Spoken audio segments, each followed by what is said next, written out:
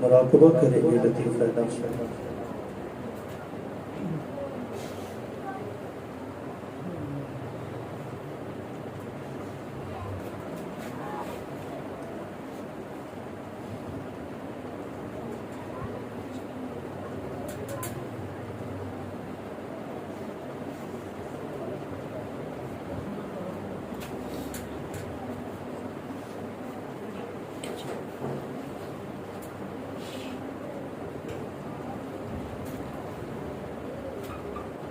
ला इलाहा इल्लल्लाह मुहम्मद रसूलुल्लाह।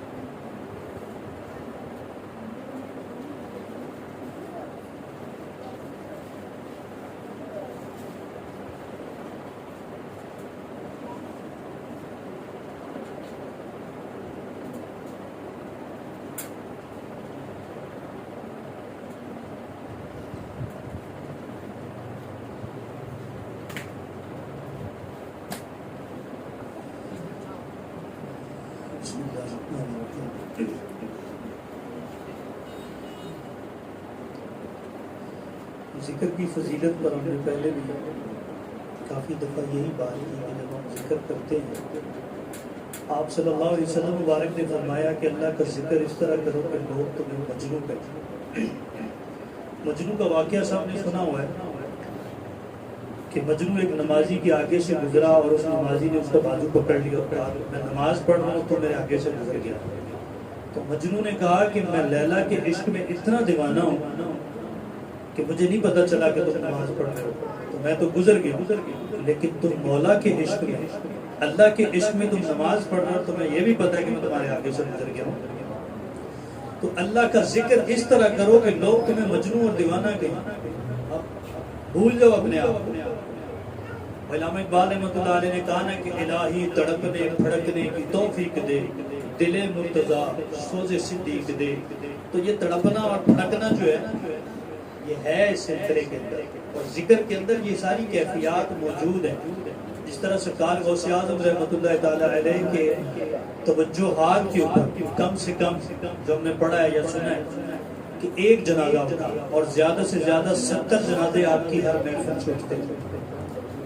फिर आपकी जिक्र की कैफियत, ये जब दिल पर तवज्जो डाली जाती है तो लोग कपड़े फाड़ के जंगलों को चले जाते हैं। मतलब ये कैफियत होती है कि सीने के अंदर आग लग जाती है इश्क की, जिक्र की।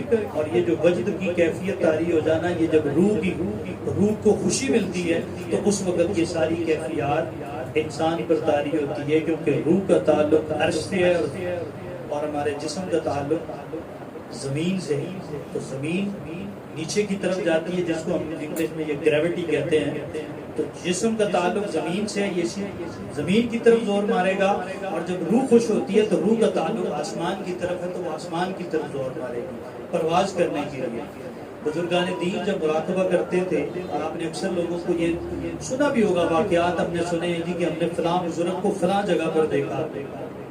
तो वो क्या चीज़ होती है? वो ही जिसमें मिसाली होता है, जो अल्लाह के जिक्र से वो चीज़ पैदा होती है।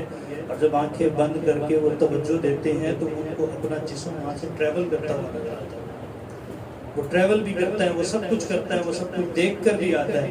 अक्सर सूफियाए कराम के बारे में यह कि लोगों का इलाज इस अंदाज में करते थे कि रात को जब हुजरे में बैठते थे आंखें बंद करके, तो उनका जो जिस्म मिसाली है ना, जो उनकी रूह है, वो जाकर उनका इलाज करके वापस आ। तो ये चीज़ें हासिल हमें कैसे होती हैं?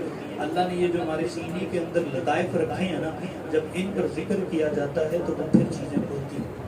70,000 पर्दे हैं इंसान के कल्ब के ऊपर, और वो जब 70,000 फटते हैं तो फिर वो चीज़ इंसान को मनकशफ होना शुरू हो जाती है।